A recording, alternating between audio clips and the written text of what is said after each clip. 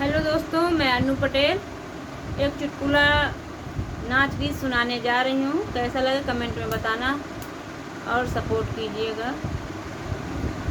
अखियाँ नींद से भरी रजऊ कहाँ रहा, अखियाँ नींद से भरी रजऊ कहाँ रहा, रजऊ कहाँ रहा, बलमू कहाँ रहा, रजऊ कहाँ रहा, बलमू कहाँ रहा, अखियाँ नींद से भरी रजऊ कहाँ रहा, अखियाँ नींद से भरी रजऊ कहाँ रहा, हमरे दुअरवा निबिया का पेड़वा, हमरे दुअरवा राजा निबिया का पेड़वा, खाला शीतला कसम रजऊ कहाँ रहा, खाला शीतला कसम रजऊ कहाँ रहा, अखियाँ नींद से भरी रजऊ कहाँ रहा, कौन सवतिनिया से मरले व मतिया, कौन सवतिया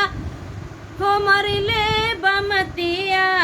कहला मेहरी कसम रजऊ कहाँ रहा, खाइला मेहरी कसम रजऊ कहाँ रहा, अखियाँ नींद से भरी रजऊ कहाँ रहा,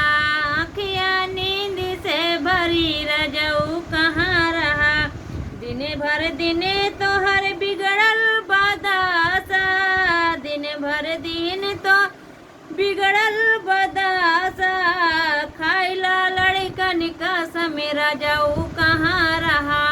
खाइला लड़कन का समेरा जाऊ कहाँ रहा, अखियाँ नींद से भरी रजऊ कहाँ रहा, रजऊ कहाँ रहा, बलमू कहाँ रहा, रजऊ कहाँ रहा, बलमू कहाँ रहा, अखियाँ नींद से भरी रजऊ